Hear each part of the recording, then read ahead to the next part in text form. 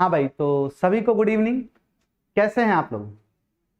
बढ़िया, एकदम मस्त। हाँ, सभी को हाय हेलो नमस्ते गुड इवनिंग। तो आज की क्लास शुरू की जाए। क्या बात है, इसी जोश जज्बे के साथ तुम लोग रोज चले आया करो, देख के तुम लोगों को दिल खुश हो जाता है। उसके बाद तो फिर एनर्जी अपने आप डबल हो जाती है। अभी भी 1 घंटे खड़े होकर चिल्लाए, लेकिन फिर भी एनर्जी फिर से उतनी हो गई जितनी थी। तुम लोगों को देख करके रिचार्ज हो जाते हैं। एक बार जोरदार तरीके से वीडियो को शेयर मार दो और लाइक ठोकना बिल्कुल ना भेजना। शुरू करो, 100 लाइक से शुरुआत करो। क्या बात हो गई, 100। बस आगे चलते हैं। कहते ही तुम लोग बड़े तेज काम करते हो। चलो शुरू करते हैं।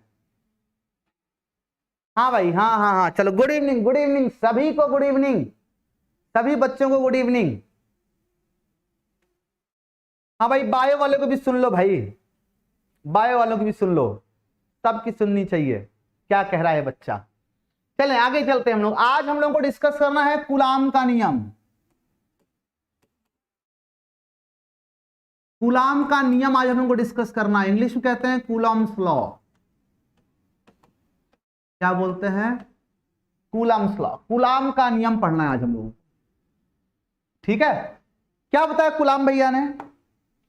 कूलाम भैया ने यह बताया कि अगर जैसे न्यूटन का नियम था, हम लोगों ने पढ़ा था कि अगर दो द्रव्यमानों m1 और m2 को एक दूसरे से r दूरी पर रख दी जाए तो इनके बीच लगने वाला आकर्षण बल वो इनके द्रव्यमानों के गुणनफल के अनुक्रमानुपाती होता है और इनके बीच की दूरी के वर्ग के व्युत्क्रमानुपाती होता है ना। और इनको मिला करके बन जाता है, इनको मिला करके बन जाता है m1 m2 divided by r square. और हम लोगों ने पढ़ा था g m1 m2 divided by r square. याद करो वो दिन न्यूटन का गुरुत्वाकर्षण का नियम हम लोगों ने पढ़ा था कि नहीं पढ़ा था? पढ़ा तो सभी लोगों ने। अब कूलाम ने सोचा कि जैसे पदार्थ का एक गुण द्रव्यमान होता है जिसके कारण उनके बीच गुरुत्वाकर्षण बल लगता है, उसका सूत्र न्यूटन ने दिया। तो कूलाम को लगा कि यार दूसरा गुण आवेश है और उसके कारण भी आकर्षण और प्रतिकर्षण बल लगता है, तो क्या जो नियम द्रव्यमान के कारण सत्य है वो आवेश कारण सत्य नहीं हो सकता क्या? लेकिन ऐसे नहीं कि रात को सोचा उसके बाद सुबह उठा और लिख दिया ये मेरा नियम, मैं कूलाम मेरा नियम। ऐसा नहीं होता है ना। उन्होंने पहले देखा, सोचा, चीजों के एनालॉजी को समझा, क्योंकि नेचर जो है वो बहुत ज्यादा सिमेट्री पसंद करती है, एक जैसी चीजें हर तरफ देखने को मिलती हैं अपने को। तो कूलाम को लगा हो सकता है ये नियम इस तरह का इलेक्ट्रोस्टैटिक में भी फिट बैठ जाए, स्थिर वैद्युतिकी में भी फिट बैठ जाए। और कूलाम ने प्रैक्टिकल के सेट ऑफ एक्सपेरिमेंट्स किए, है ना। कई अपने प्रैक्टिकल को बार बार दोहराया। उन्होंने कैसे प्रैक्टिकल किया? उन्होंने छोटी छोटी बॉल्स ले ली और उसको रगड़ के आवेशित करके यहां रख दिया और मान लिया कि इस पे कुछ ना कुछ आवेश है दोनों के बीच में। 2 बॉल ले ली, है ना, और दोनों को रगड़ करके दोनों को आवेशित करके रख दिया। उनके बीच इन्होंने बल कैलकुलेट किया, जो भी था वो इन्होंने बल कैलकुलेट किया, ठीक है। उसके बाद इन्होंने क्या किया कि एक बॉल में कोई दूसरी बॉल जिस पे आवेश नहीं था वो टच कराई। और ये हमको पता है कि अगर टच कराएंगे तो आवेश दोनों पे आधा आधा बढ़ जाएगा, सेम आकार के बॉल है तो अब इस पे नया आवेश जो हो जाएगा वो हो जाएगा Q/2 और इस पे नया आवेश Q हो जाएगा। उस समय आवेश को नापने पे उनका इंस्ट्रूमेंट थोड़ा ना था कि नाप के आधा आधा आवेश निकाल लेते। ग्लास नहीं, आधा पानी भरा आधा खाली कर दिए, आधा ही बचा। तो उन्होंने क्या किया, इस तरह से टच कराया और समझ गए कि भाई आधा आवेश हो गया होगा। और ये पाया कि अब जो बल आ रहा था वो पुराने वाले बल से कम था। उन्होंने फिर इस एक्सपेरिमेंट को रिपीट किया, इस आवेश को घटाया, इसको टच कराया। उन्होंने फिर देखा कि फिर जो बल था वो और पहले वाले सभी बलों से कम हो गया था, ये और ज्यादा कम हो गया था। नया बल जो था ये भी Q/2, ये भी Q/2 हो गया था। तो यहां से निष्कर्ष निकला कि इसका मतलब है कि जो मैं सोच रहा था वो सही सोच रहा था। यानी कि जो बल का मान जैसे द्रव्यमान पर निर्भर कर रहा है वैसे ही आवेशों पर भी निर्भर करेगा। फिर सेम आवेश को इन्होंने अलग अलग दूरियों पे रख के देखा तो पाया कि ज्यादा दूरी पे बल कम लग रहा था, कम दूरी पे लाने पे बल बढ़ जा रहा था। तो कूलाम समझ गए कि इसका मतलब जो न्यूटन अपना नियम बता के गए हैं मैं उसका फोटोकॉपी कर सकता हूं, कोई दिक्कत की बात नहीं है, मैं फोटोकॉपी कर सकता हूं, वो नियम यहां पर भी वैलिड हो जाएगा। तो कूलाम का नियम जो है वो क्या है, वो एक्सपेरिमेंटल है। न्यूटन का नियम भी एक्सपेरिमेंटल ही है ना। तो कूलाम का नियम पूरी तरह एक्सपेरिमेंटल है, इसकी कहीं से कोई उपपत्ति नहीं दी जा सकती, इसका प्रूफ नहीं दिया सब विश्लेषणात्मक रूप से देखो डिराइव कर करके ये ला दिया हमने, नहीं, ये पूरी तरह से कंप्लीटली प्रैक्टिकल नियम है कूलाम का नियम। बस क्या है, प्रैक्टिकल नियम है, प्रयोगों पर आधारित नियम है। तो कूलाम ने बताया कि अगर दो आवेशों को आप एक दूसरे से कुछ दूरी पर रखते हो, r डिस्टेंस पे अगर आप रखते हो Q1 और Q2 को, तो इनके बीच जो बल लगता है वो इन आवेशों के गुणनफल के अनुक्रमानुपाती होता है। यहां पे दो तीन बातें इंपॉर्टेंट है। पहली बात तो ये कि कूलाम का नियम बिंदु आवेशों के लिए सत्य है। तो सवाल उठता है कि सर बिंदु आवेश क्या होता है। पहले बिंदु आवेश को समझेंगे फिर आगे बढ़ेंगे हम लोग, है ना। बिंदु आवेश कहते किसे हैं? बिंदु की परिभाषा मैथ में है कि जिसकी ना तो लंबाई हो, ना तो चौड़ाई हो, ना तो ऊंचाई हो। या मैथ वाले ऐसे भी कहते हैं और टेक्निकल डेफिनेशन देते हैं कि एक ऐसा वृत्त जिसकी त्रिज्या शून्य हो, एक ऐसा वृत्त जिसकी त्रिज्या शून्य हो वही बिंदु है ना। मतलब बिंदु का कोई डायमेंशन तो होता नहीं है, लेकिन आवेश देने के लिए कोई ना कोई वस्तु होनी चाहिए।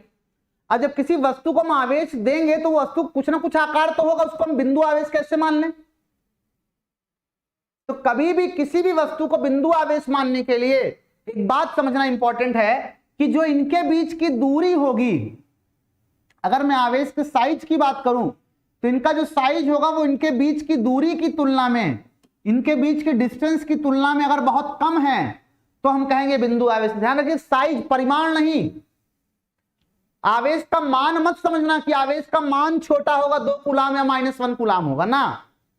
हमें क्या करना है, हमें उनके बीच का साइज देखना है। जैसे ये पेन है और ये रिमोट है, ये दोनों अगर यहां रखे हुए हैं तो बिंदु आवेश नहीं है, क्योंकि इनके बीच की दूरी और इनका आकार लगभग एक दूसरे से तुलनात्मक है। आप उनकी तुलना कर सकते हो, जितना इनका आकार उतना उनके बीच की दूरी। लेकिन अगर मैं एक रिमोट को अपने कमरे में रखूं और इस पेन को ले जा करके मैं चौराहे पर रखाऊं 1 किलोमीटर दूर, तो अब इनके बीच की जो दूरी है वो इसके आकार की तुलना में बहुत ज्यादा हो गई है। तो अब मैं इन दोनों को बिंदु आवेश समझ सकता हूं।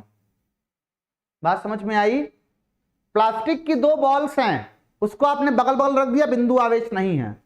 एक बॉल को यहां रख दिया, एक बॉल को 200 मीटर दूर रखा है, तो अब इनके बीच की दूरी इनके आकार की तुलना में बहुत ज्यादा हो गई, तो अब आप इनको बिंदु आवेश कह सकते हो, है ना। तो बिंदु आवेश कब कहेंगे? जब आवेशों के बीच की दूरी बहुत ज्यादा हो उनके साइज के रिस्पेक्ट में, तब इनको हम बिंदु आवेश कहेंगे। तो कूलाम ने कहा मेरा आवेश, मेरा नियम केवल बिंदु आवेशों के लिए लगता है, क्योंकि द्रव्यमान केंद्र जैसी, आवेश केंद्र जैसी कोई चीज नहीं होती जैसे द्रव्यमान केंद्र हो जाता है, वैसे आवेश केंद्र जैसा कुछ होता नहीं है ना। बड़े द्रव्यमानों में गुरुत्वाकर्षण का नियम लगा लेते हैं हम लोग पृथ्वी और चंद्रमा के बीच में गुरुत्वाकर्षण नियम लगा लेते हैं, Gm1m2r², है ना, लगा लेते हैं। क्यों? क्योंकि वहां पर द्रव्यमान केंद्र जैसी एक चीज डिफाइंड होती है, लेकिन आवेशों में आवेश केंद्र जैसी कोई चीज डिफाइंड नहीं होती है। इसीलिए बड़े आकार के आवेशों का कोई केंद्र मान करके हम ये नियम वहां अप्लाई नहीं कर सकते, है ना।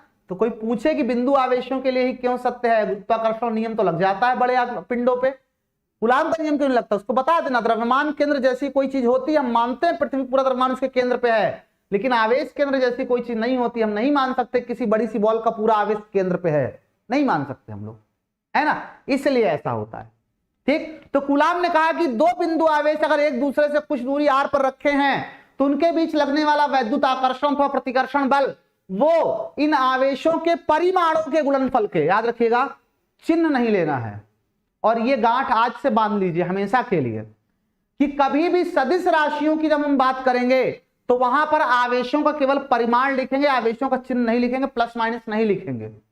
लेकिन जब हम अदिश राशियों की बात करेंगे तो वहां पर उसका परिमाण भी लिखेंगे और उसका चिन्ह भी लिखेंगे, है ना।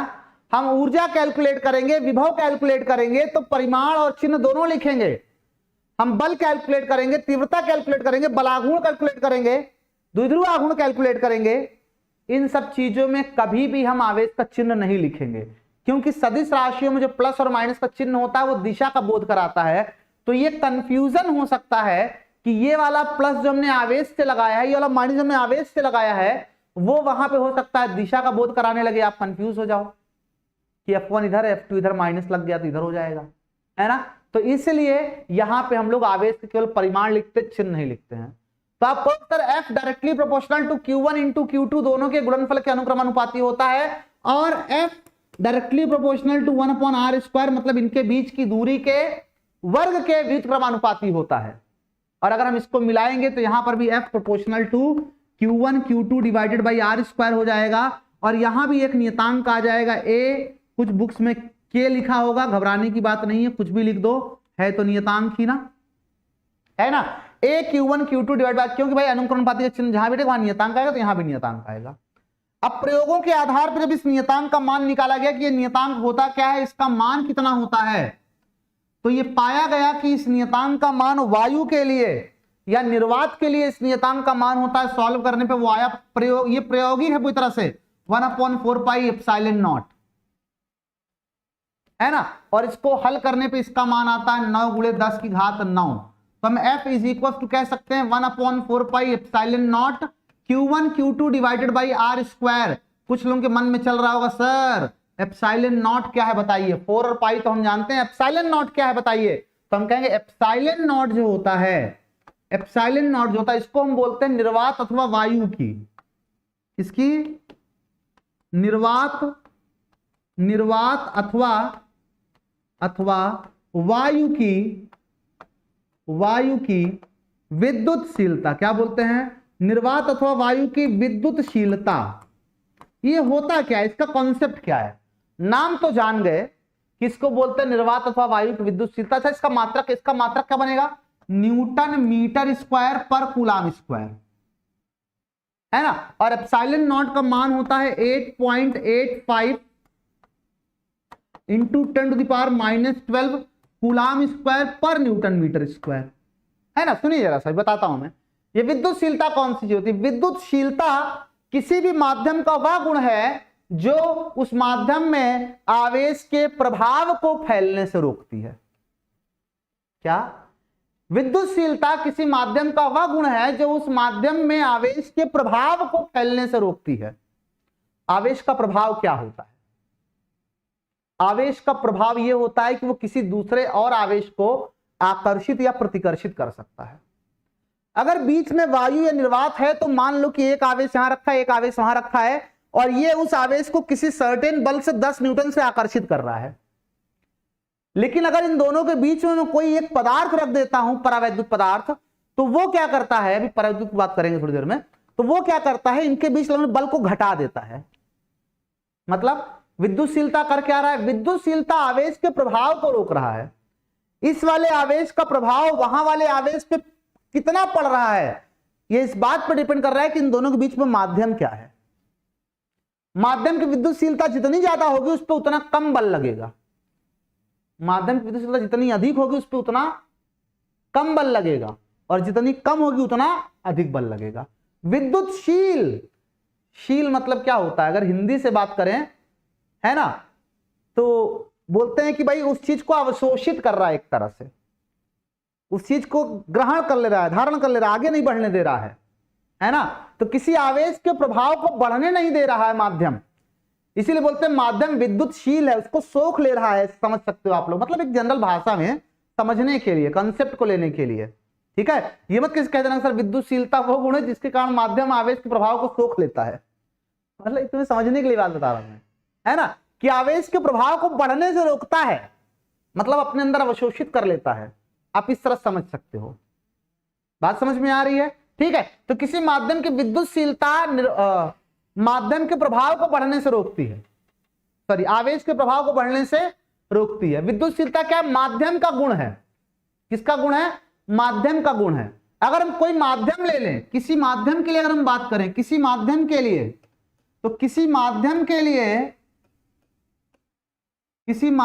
लिए हम इसको एप्सिलॉन कहेंगे। ध्यान रखिएगा, एप्सिलॉन नॉट जो यहां पे लिखा हुआ है, नॉट का मतलब होता है जीरो, इसका मतलब क्या होता है, जीरो। तुम कहो सर तो हमको ही पता है,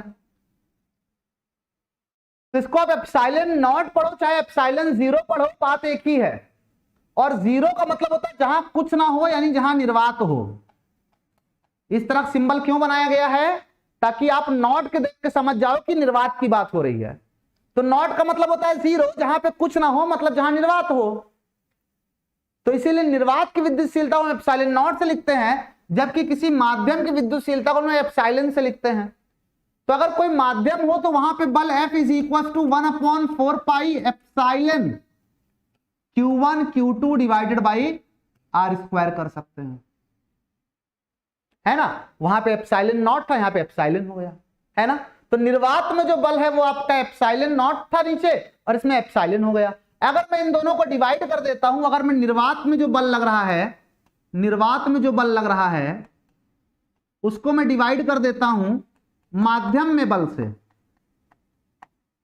माध्यम में बल से अगर मैं डिवाइड कर देता हूं तो आपका उसका निर्वात वाला बल था 1/4 pi epsilon not Q1 Q2 divided by R square, और ये हो जाएगा 1/4 pi epsilon Q1 Q2 divided by R square. वही आवेश है, उतनी ही दूरी पे रखा हुआ है, लेकिन एक में हमने निर्वात लिया है माध्यम, और एक में हमने कोई और माध्यम ले लिया। कोई और माध्यम मतलब आप जल ले सकते हो, आप कोई धातु ले लो, अभी धातु में डिस्कस करेंगे, कोई केरोसिन ऑयल ले लो, पैराफिन मोम ले लो, बीच में कागज भर दो, है ना, कुछ भी कर दो, ठीक है। तो ये आपको सर ये कट जाएगा, ये कट जाएगा, ये कट जाएगा, ये ऊपर चला जाएगा। तो F निर्वात बटे F माध्यम क्या निकल के आएगा, निकल के आ जाएगा एप्सिलॉन अपॉन एप्सिलॉन नॉट, है ना। और इसी अनुपात को हम लोग बोलते हैं एप्सिलॉन R। क्या बोलते हैं, एप्सिलॉन R। और एप्सिलॉन R क्या है, एप्सिलॉन R जो है आपका, एप्सिलॉन R जो है, ठीक है, इसको हम बोलते हैं निरपेक्ष विद्युतशीलता। क्या बोलते हैं, निरपेक्ष विद्युतशीलता।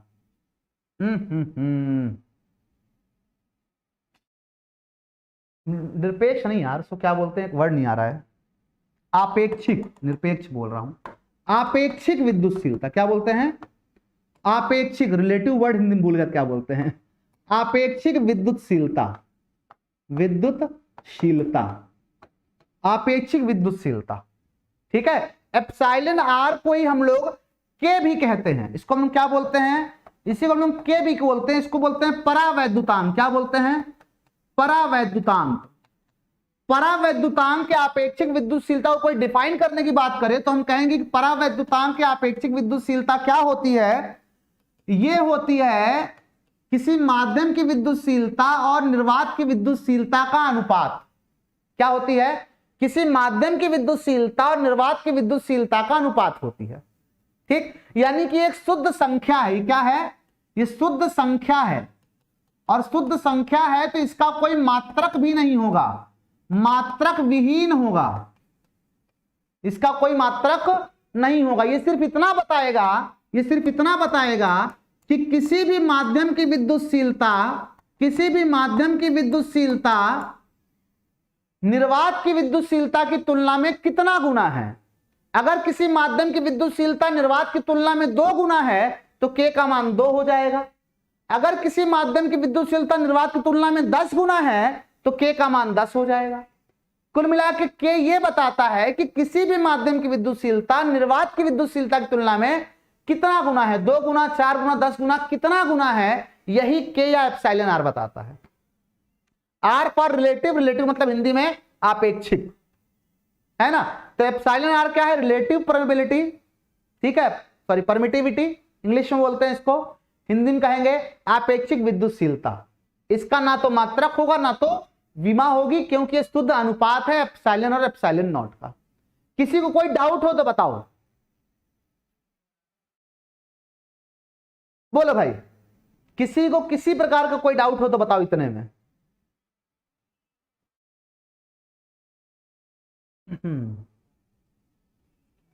पढ़ ले बम बम, पढ़ ले हर बम बम।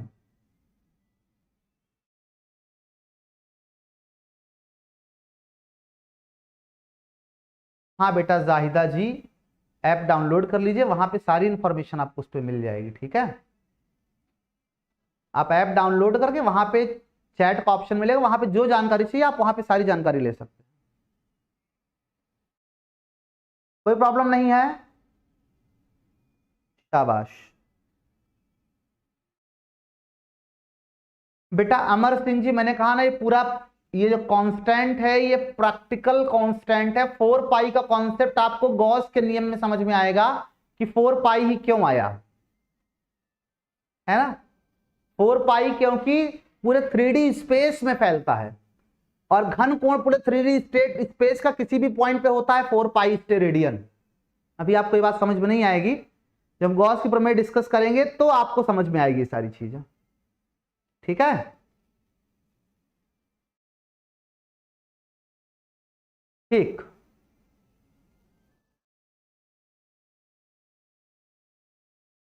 चलिए वेरी गुड। हाँ बेटा एप्सिलॉन नॉट का बिल्कुल डायमेंशन होगा। एप्सिलॉन नॉट डायमेंशन क्यों नहीं होगा?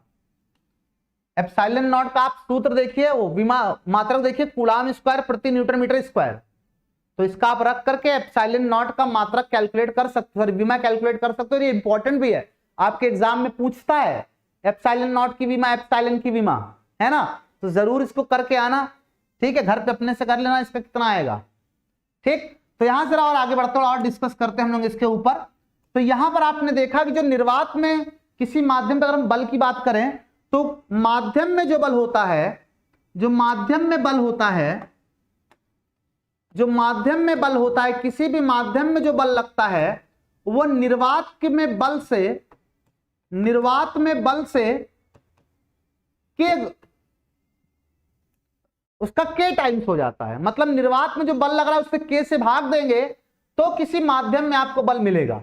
तो आप समझ ही गए होंगे, कोई माध्यम रखने पर आवेशों के बीच जो बल होता है वो क्या होता है, कम हो जाता है, ठीक है। कोई भी माध्यम रखने पर आवेशों के बीच बल क्या होता है, कम हो जाता है। के मान पे चर्चा करें तो के जो होता है वो निर्वात अथवा वायु के लिए 1 होता है। तो मैं बस जगह कम में अगला पेज ले लेता हूं ना, मैं अगले पेज पे चलता हूं। जो के होता है आपका, के ये 1 होता है निर्वात अथवा वायु के लिए। किसके लिए? निर्वात या वायु के लिए, है ना। इसका मान 1 होता है। के का मान जो होता है अनंत होता है धातुओं के लिए। देखिए मिनिमम और मैक्सिमम लिमिट तो याद होनी चाहिए अपने को, बीच वाला भले ना पता हो लेकिन मिनिमम मैक्सिमम याद होना चाहिए। तो के का मान धातुओं के लिए अनंत होता है और के का मान जो होता है वो हमेशा ग्रेटर देन इक्वल टू 1 होता है। इंपॉर्टेंट बात है, के का मान कभी भी निगेटिव नहीं हो सकता, निगेटिव नहीं हो सकता। के का मान जब निगेटिव, जब 1 से छोटा हो ही नहीं सकता तो शून्य भी नहीं हो सकता, है ना। और के का मान कभी भी फ्रैक्शन में भी 1 से 0 के बीच में नहीं हो सकता, जैसे कि 0.7 भी के का मान नहीं हो सकता। अब मैंने सारी बातें बता दी, इस पे ऑब्जेक्टिव क्वेश्चन बन जाता है। आप देखिएगा आपकी बुक में जरूर होगा कि निम्नलिखित में से के का कौन सा मान संभव नहीं है, निम्नलिखित में से के का कौन सा मान संभव नहीं है। तो आप देख लीजिएगा कि जो भी मान उसमें 1 से छोटा हो वो संभव नहीं है, क्योंकि के का मान सदैव 1 या 1 से बड़ा होता है, ठीक है। 1 किसके लिए होता है? निर्वात या वायु के लिए, धातुओं के लिए अनंत होता है। आपको सब नहीं याद करना है, आपको केवल बाउंड्री पोजीशन याद रखनी है बस, ठीक है। जैसे जल के लिए भी आपको याद नहीं करना है, क्वेश्चन में आपको दिया होगा जल के लिए जो होता है वो के का मान कितना होता है, 80, कुछ बुक्स में लिखा होता है 81। टेंशन नहीं लेने का, 80 81 दोनों लिख लीजिए आप, ठीक है। दोनों के बीच में होता है और पानी हर जगह का अलग अलग होता है, कहीं मिनरल्स कोई ज्यादा कहीं कोई ज्यादा, तो वेरी करता रहता है। हर जगह के पानी का 80 81 नहीं होगा, हो सकता है किसी स्थान के पानी का 81 से ज्यादा भी हो, ठीक है, लेकिन 80 से कम नहीं होगा। शुद्ध प्योर वाटर का 80 हो जाता है। क्लियर है?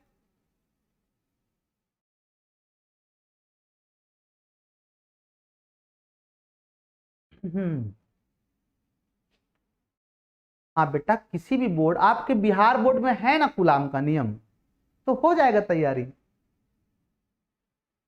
है ना।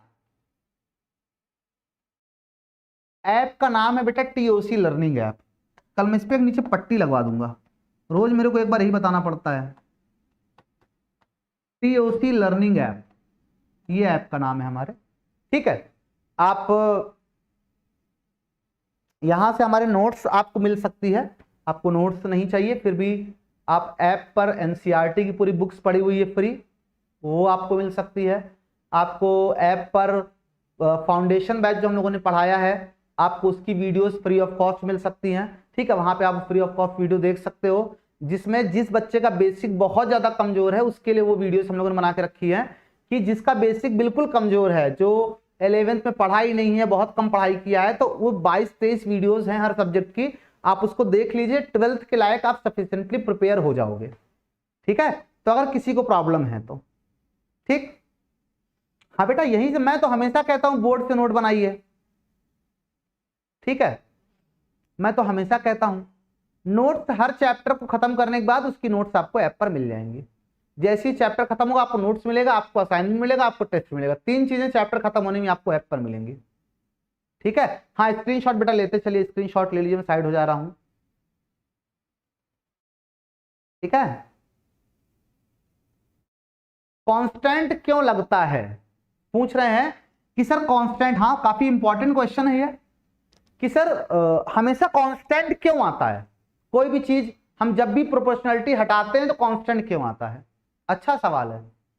जैसे मान लो कोई हम राशि x और y ले लेते हैं, कांस्टेंट का कॉन्सेप्ट समझ लो, कुछ बातें ऐसी हम लोग को लिख देते हैं, है ना, बट उसको भी समझे नहीं होते। क्यों कर देते हैं, क्योंकि हमेशा करते आए हैं बचपन से, सर ने बताया ऐसे कर देते हैं इसलिए हम भी कर देते हैं। क्यों कर देते हैं, जैसे मान लो x का मान 2 रखने पे y का मान आ गया 4, एग्जाम्पल के तौर पे, x का मान 3 रखने पे y का मान आ गया 8, 8 नहीं, ये आ गया आपका 6, x का मान 4 रखने पे y का मान आ गया 8। तो हम यहां से निष्कर्ष निकाल सकते हैं कि जो y है वो प्रोपोर्शनल टू x है, निकाल सकते हैं। क्यों भाई, यहां से हम निष्कर्ष निकाल सकते हैं कि y प्रोपोर्शनल टू x है, जैसे जैसे x बढ़ेगा वैसे वैसे y भी बढ़ेगा, है ना, हम ये निष्कर्ष यहां से निकाल सकते हैं कि y प्रोपोर्शनल टू x है। ठीक है, लेकिन फिर अगर हम यहां पे y अपॉन x का अगर हम अनुपात निकालते हैं तो y अपॉन x का मान पहले बार निकालेंगे तो 4/2 ही आ जाएगा 2, दूसरी बार निकालेंगे y बटा x का मान तो 6/3 आ जाएगा 2, तीसरी बार निकालेंगे y बटा x का मान तो आ जाएगा 8/4 ही आ जाएगा 2, है ना। यानी y बटा x का मान जब कभी भी y प्रोपोर्शनल टू x होगा तो उस स्थिति में y और x का कोई ना कोई एक कांस्टेंट रेशियो जरूर होगा। जब कभी भी प्रोपोर्शनल होगा हर उस स्थिति में y और x का कोई एक निश्चित अनुपात जरूर होगा। बात समझ में आ रही है। ठीक है, तो इस स्थिति में हम कहेंगे कि y और x का जो निश्चित अनुपात है वो कितना है, c। ठीक है, और यहां से हम कह सकते हैं कि y is equal to cx, और इस पर्टिकुलर केस में यहां पे c का मान 2 है ना। बहुत बेसिक चीज है, आप लोग इसको बस सिर्फ ये समझ लेते हो कि हाँ कभी है, देखा होगा कहीं पे। हाँ, बेसिक से पढ़ाओ, इससे बेसिक क्या हो सकता है भैया। बेटा टुक्कू तुमको अब नहीं समझ में आएगा, तुम डीप कहीं और घुस जाओगे, डीप घुसते घुसते वापस नहीं निकल पाओगे।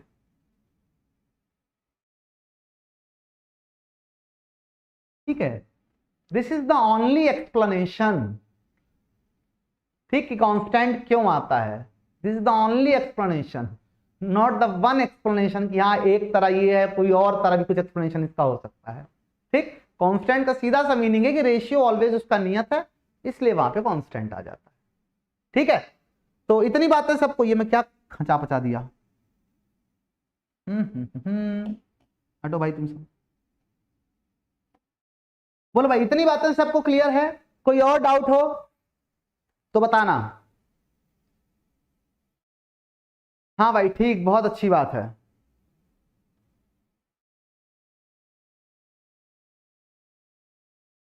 आगे चला जाए, बड़े सिंपल सी बात है, अब इसमें कुछ इसको और क्या बता सकते हैं, कुछ और बताने लायक हो तो बिल्कुल बताएं हम। ठीक है, जो इतनी आसान भाषा में सीधे समझ में आ सकता है उसमें क्या मेहनत करनी जबरदस्ती। हाँ, आगे चला जाए।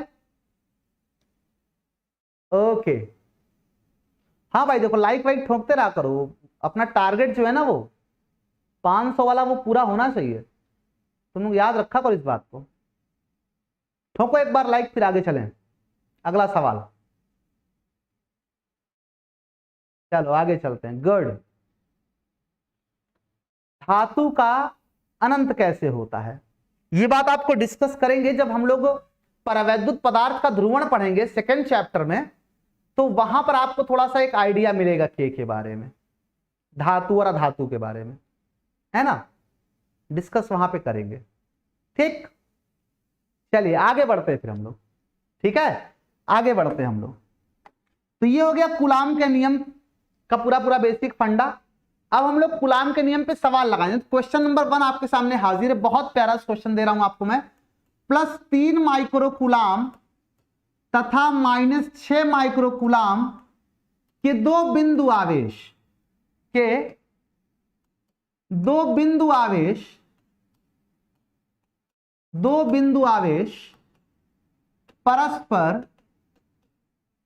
परस्पर 3 सेंटीमीटर की दूरी पर रखे हैं,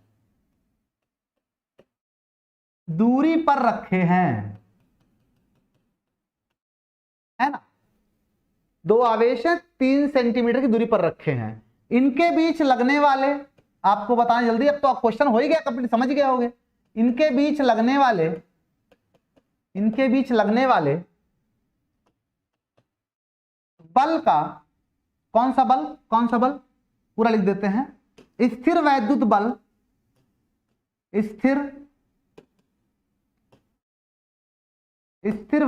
बल का परिमाण व प्रकृति बताइए। परिमाण का मतलब क्या होता है, आपको F का मान बताना है। और प्रकृति का मतलब क्या होता है, प्रकृति का मतलब होता है आपको यह बताना है कि यह बल आकर्षण बल होगा या प्रतिकर्षण बल होगा। ठीक है, तो मैं वेट कर रहा हूं 2 मिनट का, 2 मिनट का वेट कर रहा हूं मैं। आंसर चाहिए मेरे को 2 मिनट के अंदर। क्या बात है, कुछ बच्चों का आंसर भी आ गया, बहुत बेहतरीन यार। ठीक है, बहुत शानदार, बहुत शानदार। 180 न्यूटन आया है, 1.8 × 10⁻10 आया है, 18 × 10⁻³ आया है। ठीक है, कई तरह के आंसर आ रहे हैं। बेटा रणवीर 12th ही चल रहा है यार, तुम लोग कैसे कैसे सवाल पूछ लेते हो। 12th की क्लास में आके पूछते हो 12th की क्लास कब चलेगी। ये अपने आप फनी हो जाता है।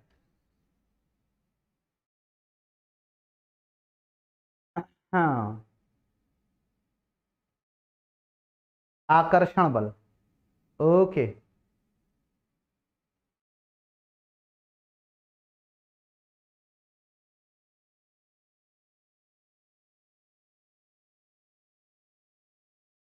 अच्छा, ये तो ऋतिक रोशन नाम का आया है, ये हाय हेलो कर रहा है, प्लस शकल चाहे चूरन जैसी ना हो, नाम ऋतिक रोशन रख लिए तुम, कुछ भी। और ऊपर से आके हरकतें कर रहे हो, और ऋतिक रोशन नहीं, ऋतिक बुझा हुआ चराग जैसी हरकत कर रहे हो तुम। हाँ, तो F = आप कहोगे sir 1/4πε0 Q1 Q2 divided by R², ये होता है फॉर्मूला। ठीक है, मान रखते हैं। तो F = 9 × 10⁹ इंटू Q1 कितना है, तुम कहेंगे सर Q1 3 है, तो 3 × 10⁻6, और Q2 कितना है, तो ये 6 × 10⁻6, और डिवाइडेड बाई R²। तो R का मान कितना है, 3 सेंटीमीटर, 3 × 10⁻² का होल स्क्वायर कर देंगे। ठीक है, एक बात बेटा बहुत ज्यादा इंपॉर्टेंट है, ठीक, और वो ये है कि आपको मात्रक साथ साथ परिवर्तित करते चलना है। ठीक है, मात्रकों को परिवर्तित करना बहुत ज्यादा जरूरी है। सबको एसआई सिस्टम में ले आइए या सबको सीजीएस सिस्टम में ले आइए, लेकिन एक सिस्टम में। तो जनरली हम लोग सबको एसआई सिस्टम में ही रख लेते हैं। ठीक है, तो हम कहेंगे F = जो है ये हो जाएगा 9 × 10⁹ इंटू 6 × 18 × 10⁻6 6 - 12, और पूरे के बटे में 9 गुणे 10 की घात -4 हो जाएगा। तो 9 से 9 काट लेंगे, यहां पे ये ऊपर जाएगा, 9 4 13 में से 12 घटाएंगे 1 बचेगा, तो F का मान आ जाएगा 180 न्यूटन। कुछ बच्चों का बिल्कुल सही आंसर था, ठीक है, कुछ बच्चों का बिल्कुल सही आंसर था। अब सवाल यह है, कुछ बच्चों, क्या मैक्सिमम बच्चों का 180 दिख रहा है? शाबाश, बहुत अच्छे, ठीक है। अब 180 आकर्षण है कि प्रतिकर्षण? तो आपको सर एक धन आवेश है और एक ऋण आवेश है, आप ही ने पढ़ाया है सर कि विपरीत प्रकृति के आवेशों के बीच आकर्षण बल लगता है। तो आप कहोगे सर इसका मतलब है कि यह बल की प्रकृति हो जाएगी आकर्षण की। क्या हो जाएगी? बल की प्रकृति हो जाएगी आकर्षण की। बोलो, बात समझ में आई कि नहीं समझ में आई? हाँ, बहुत से बच्चों का सही था, बट कुछ बच्चों ने आकर्षण या प्रतिकर्षण मेंशन नहीं किया था। तो बेटा पूरा आंसर दिया करिए, ठीक है। आपसे पूछता है अगर आकर्षण प्रतिकर्षण कैसा बल है, तो आपको वहां पे साथ में बताना है कि प्रकृति कैसे होने वाली है, ठीक है। शाबाश, बहुत अच्छे, मोस्टली बच्चों का आंसर सही था, ठीक है। Good, very good, very good, बहुत अच्छे। आगे चलें, हम लोग आगे बढ़ते हैं, ठीक है। अगला सवाल आपके सामने है। आपसे क्वेश्चन में कह रहा है कि दो गोलियों को परस्पर रगड़कर एक दूसरे से 3 सेंटीमीटर की दूरी पर रख दिया जाता है, की दूरी पर रख दिया जाता है। यदि वे रख दिया जाता है, चला गया, जाता है, यदि वे एक दूसरे को 1 पॉइंट नहीं, कैलकुलेशन गड़बड़ाएगा, क्या रख देते हैं 14.4 कर देते हैं ना, कैलकुलेशन सही हो जाएगा। 14.4 न्यूटन के बल से आकर्षित करते हैं, के बल से आकर्षित करते हैं, क्या करते हैं? आकर्षित करते हैं। तो ठीक है, वो एक दूसरे को 14.4 न्यूटन बल से आकर्षित करते हैं। तो आपको बताना है, तो उनके बीच तो एक गोली से दूसरी गोली में कितने इलेक्ट्रॉन स्थानांतरित हुए? कितने इलेक्ट्रॉन स्थानांतरित हुए? मेरे को आंसर चाहिए, है ना। कितने इलेक्ट्रॉन स्थानांतरित हुए? कर सकते हैं आप लोग, बिल्कुल कर सकते हैं, कोई इतना कठिन सवाल नहीं है, ठीक है। कोशिश करिए, सब लोग कर सकते हैं, कोई इतना कठिन सवाल नहीं, सब लोग कर सकते हो। मेरे को आंसर चाहिए है बेटा। साफ दिखाई नहीं देता है तो इसके 2 रीजन हो सकते हैं। या तो आप अपने फोन पे 144 की क्वालिटी पे देख रहे हैं तो आप उसको बढ़ा लीजिए, या दूसरी प्रॉब्लम ये भी हो सकती है कि आप अपनी आंख टेस्ट करवा लीजिए, समस्या वहां भी हो सकती है। अब यहां बैठ के तो हम नहीं बता सकते एक्चुअल समस्या क्या है, लेकिन 2 में से एक चीज उसको आप सही कर लीजिए, ठीक है।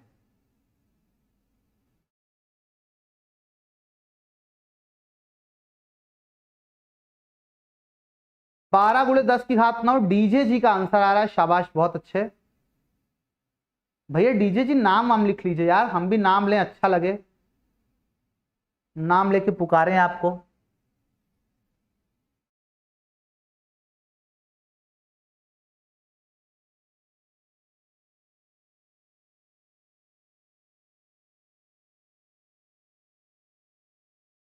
ठीक, काफी बच्चों का आंसर आ रहा है। थोड़ा सा मेरी राइटिंग भी बहुत सुंदर है, मैं इसको एक बार पढ़ के सुना दे रहा हूं। हाँ, राइटिंग ये भाई कि 2 गोलियों को परस्पर रगड़कर एक दूसरे से 3 सेंटीमीटर दूरी पर रख दिया जाता है। यदि वे एक दूसरे को 14.4 न्यूटन के बल से आकर्षित करते हैं तो एक गोली से दूसरी गोली में कितने इलेक्ट्रॉन स्थानांतरित हुए? ठीक है सर, आप अपनी लिखाई संभाल लो भैया। सर की लिखाई बचपन से नहीं संभली है ना, यही लिखाई से हम बीटेक करके चले आए, 11-12 सब पास थे, उसकी बात ही छोड़ दो। लिखने के बाद बीटेक में अपनी कॉपी कई बार तो लिखने के बाद हम पलट के पन्ना देखते थे क्या लिखे, तो हम खुद नहीं पढ़ पाते, तो हम लिखे क्या। हमको एग्जाम में पास कैसे कर देता था, हमको बड़ा आश्चर्य होता था इस बात पे।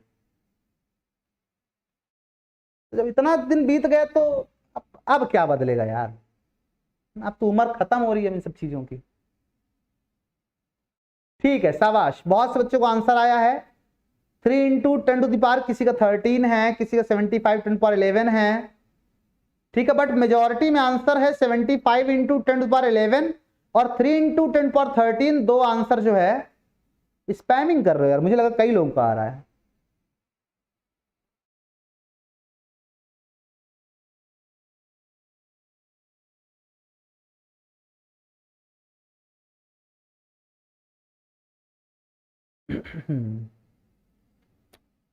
चलिए मैं करता हूं, ठीक है, मैं करता हूं।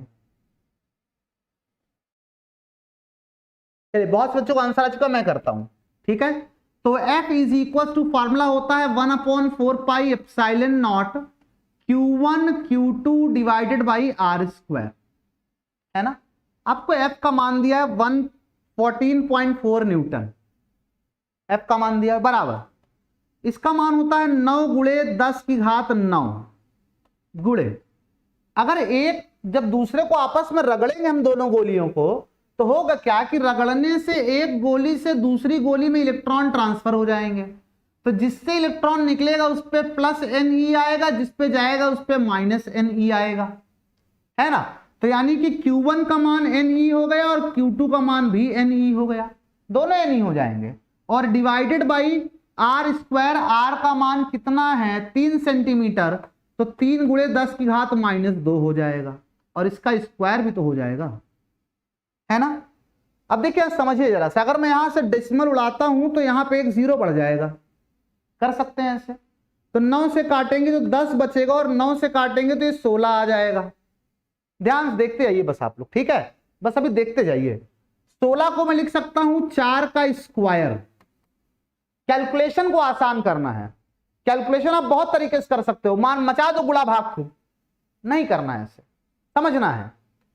ये है 10 की घात 1 और ये 10 की घात 9 मिला के 10 की घात 10 हो गया, तो 10 की घात 10 को मैं लिख सकता हूं 10 की घात 5 का स्क्वायर, ये Ne इंटू Ne मतलब Ne का स्क्वायर है, तो मैं इसको इंटू Ne और पूरे का स्क्वायर लिख सकता हूं, और डिवाइडेड बाई 3 गुणे 10 की घात -2 का स्क्वायर, तो ये लिखा ही हुआ है ना। मैंने सबको स्क्वायर के रूप में लिख दिया, इसको 16 मतलब 4 का स्क्वायर लिख दिया, इसको मैंने इसलिए मैंने वैल्यू सेट की थी ताकि सब आसानी से कैलकुलेशन हो जाए, है ना। तो आपको सर 4 बराबर स्क्वायर है दोनों साइड से, 4 बराबर 10 की घात 5 गुणे n गुणे E का मान 1.6 इंटू 10 टू द पावर -19 हो जाएगा, डिवाइडेड बाई 3 गुणे 10 की घात -4 हो जाएगा, है ना।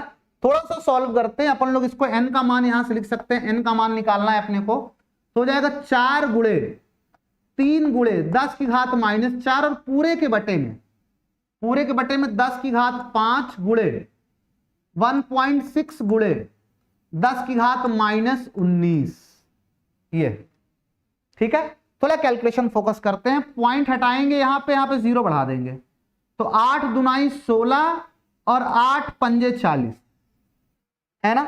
तो हो गया 5 तिहाई 15/2, मतलब इसको काट के 7.5 लिख देते हैं। कैलकुलेशन अपने से करिए, मैं अपने हिसाब से कर ले रहा हूं, मैंने मानता हूं बहुत छोटी जगह बहुत जगह गूंच दिया मैंने वहां पे, लेकिन कैलकुलेशन तो करना है, वो आप भी कर सकते हो अपने से।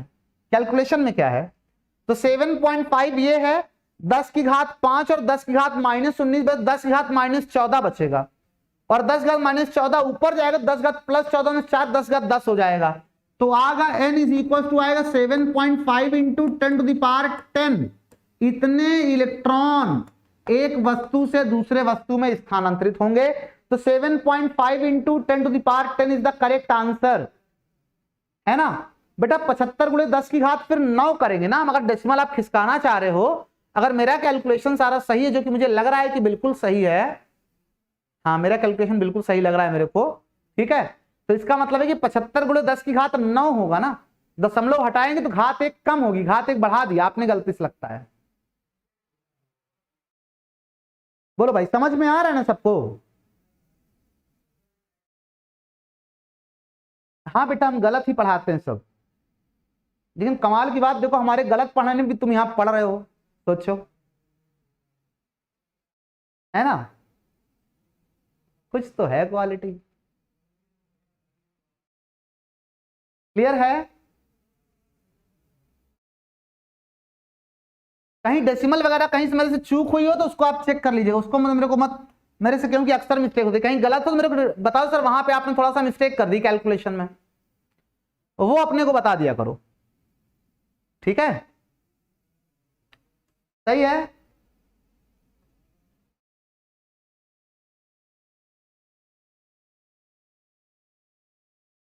तीन का स्क्वायर भूल गए बेटा, तीन का स्क्वायर नहीं भूले राजा बाबू, मुन्ना मेरे लाल, भूले नहीं है, हर तरफ से स्क्वायर हटाए हैं, ये स्क्वायर जैसे था, स्क्वायर हर तरफ से स्क्वायर काट दिए हैं। अरे ये कैसे कट गया? हर तरफ से स्क्वायर क्या किए हैं? स्क्वायर हर तरफ से काट दिए हैं, ये देखो, भूले नहीं है। कैसे काम करते हो तुम लोग बेटा? कैलकुलेशन नहीं होता है तो मैंने आपको अभी बताया कुछ देर पहले कि ऐप पर मेरी 22 लेक्चर की एक पूरी वीडियो सीरीज है, फ्री ऑफ कॉस्ट है, वो आप जा करके उन 22 लेक्चर्स को देखिए, एक साथ इकट्ठे रखे हुए हैं, ठीक है? उसमें कैलकुलेशन करने की सारी टेक्निक्स मैंने आप लोगों को सिखाई हुई है, जाकर वो देखिए, इंप्रूव करिए कैलकुलेशन को, ठीक है? अरे यार देखो, ये आ गया ना एक ज्ञान देने। मैंने पिछली क्लास में बताया था कि जब गुणे में 10 की घात लगी होती है तो इस दशमलव को नहीं देखते हैं, इसीलिए कहते हैं हर क्लास को ध्यान से पढ़ो। जब पढ़ाएं तो उस समय फोकस तुम लोगों का होता नहीं सर क्या पढ़ा रहे हैं, अब यहां ज्ञान देते हो कि सर दशमलव, सर इनका मान दशमलव में कैसे लिख दिए सर? बेटा जब ये 10 की घात लगी होती है तो इसको साथ में इंक्लूड करके देखते हैं, फिर ये दशमलव नहीं कहा जाता है। समझ में आई बात? बट 10 की घात में ये दशमलव मैनेज हो जाना चाहिए। अब ये नहीं कि ऐसे लिखा हुआ है 7.22 और गुणे 10 की घात 1 लिखी हुई है, तुम कहो सर यहां भी 10 की घात है, तो नहीं बेटा, मैनेज करने पे 72.2 आएगा, तो ये वाली संख्या आप नहीं मैनेज कर पाओगे। तो ये आपका भले नहीं पूर्णांक है, लेकिन वो पूर्णांक है, और मुझे पता है यहां गलती करोगे, इसलिए मैं स्पेशली लेक्चर लेते समय इस बात को मेंशन भी करता हूं, बट तुम लोग पढ़ते नहीं हो, है ना? तो बेटा पढ़ाई पे फोकस किया करो ना, ध्यान से देखा करो। अगर कोई चीज क्लास में बताई जाती है इग्नोर मारोगे तो फिर दिक्कत करेगा, ठीक है? हर एक क्लास इंपॉर्टेंट होती है, हर एक लेक्चर इंपॉर्टेंट होता है, और उसका हर एक पॉइंट इंपॉर्टेंट होता है। आप लोग फोकस की कमी आप लोग के अंदर रहती है, ये बहुत गलत चीज है, बहुत नुकसान करेगी आप लोगों को। क्वेश्चन है कि दो आवेशों के बीच न्यूनतम बल क्या हो सकता है? क्या हो सकता है? दो आवेशों के बीच न्यूनतम बल क्या हो सकता है, बताएंगे?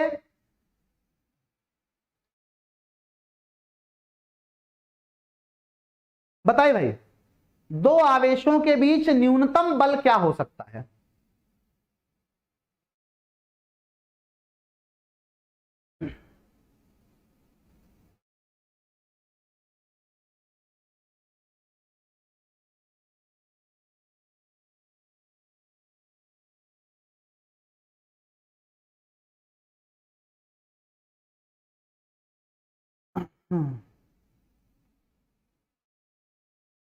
क्या कुछ भी तुम लोग करते जा रहे हो, ऐसे थोड़े होता है।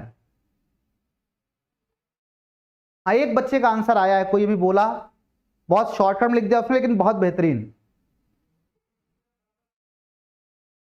हाँ एक मिनट, मैं एक चीज मिस कर गया, क्या हो सकता है? आर बराबर में मिस कर गया, आर बराबर 1 मीटर कर लो, सॉरी मेरी गलती है, ठीक है? आप बटे में R² लिख के आंसर दे सकते थे वैसे, लेकिन मेरी गलती है। आपको सर अगर आवेशों के बीच बल न्यूनतम निकालना है तो F इज इक्वल टू हो जाता है 1/4 pi epsilon not Q1 Q2 divided by R²। अगर बल का मान आप न्यूनतम चाहते हो, R तो फिक्स कर दिया आपको सर, R तो फिक्स कर दिया, ये फिक्स है 9 × 10⁹, R का मान भी फिक्स है 1 मीटर, लेकिन Q1 Q2 पता नहीं है, फिर कुछ देर पहले मैंने आपको बताया कि आवेश का न्यूनतम मान जो होता है वो एक इलेक्ट्रॉन का आवेश होता है 1.6 इंटू 10⁻19। इसका मतलब आवेश का मान अगर हम न्यूनतम ले लेते हैं 1.6 10⁻19 और 1.6 10⁻19, ठीक है, तो अपन लोगों को जो बल मिलेगा वो सबसे छोटा बल मिलेगा। ठीक है, 1 मीटर पे रखने पे अगर आर का वैल्यू चेंज करते हो तो बात अपनी जगह वो चेंज हो जाएगा। ठीक है, तो आपको अक्सर ये एफ की वैल्यू हो जाएगी 9 इंटू 10⁹ इंटू 16 का वर्ग करेंगे 256 आ जाएगा, तो 2.56 into 10⁻19 Guna 38 minus 38 divided by 1 का स्क्वायर 1 हो जाएगा। तो आपको अक्सर एफ इज इक्वल टू आएगा, गुणा कर लेते हैं, 9 छंग 54 का 4 आएगा, 5 हासिल आया, 9 पंजे 45 का 49 का 9 4 आया, और 9 दूना 18 4 22 हो जाएगा, है ना। सही गुणा कर, मैंने गुणा गलत कर दिया। 9 छंग 54 का 4 5 आए, 9 पंजे 45 और 5 50 होगा ना, यही गलती हो गई, 45 और 5 50 होगा, तो 50 का 0 5 हासिल आएगा, 9 दूना 18 5 23 हो जाएगा। ये अभी सही है। 2 अंक पे दशमलव गुणे 10 की घात 31 में से 9 गए तो आपको अक्सर हो जाएगा -22, है ना। सही है, बिल्कुल सही कर रहा हूं। तो एफ की वैल्यू हो जाएगी 2.304 इंटू 10⁻21 न्यूटन। तो ये है 1 मीटर पर रखे दो आवेशों के बीच का न्यूनतम बल। ठीक है, शाबाश, मुझसे पहले बहुत से बच्चों का आंसर आ गया है, बट 10⁻28 कैसे हो गया आपका? 19 दूना 38 होगा ना, 31 लिख के बैठा हूं, यहां गलती हो गई, ये 31 आ जाएगा। मैं कितनी कैलकुलेशन मिस्टेक करता हूं यार, कितनी कैलकुलेशन मिस्टेक करता हूं। तो ये 31 आएगा, तो फिर से अगेन ये कितना हो जाएगा? अभी सही कर रहा हूं ना मैं, 19 दूना 38 हो जाएगा, 38 में से 9 जाएंगे, 38 में से 9 जाएंगे तो 29 आएगा, 38 में से 9 जाएंगे तो कितना आएगा? 29 आएगा, है ना, 29 आएगा। अभी मैंने सिर्फ 10 घात -28 हो जाएगा। सही करो बेटा, बिल्कुल सही आंसर था। देखो आप लोग साथ में लगाते रहे, मुझे अपनी गलती पता चल जाती है।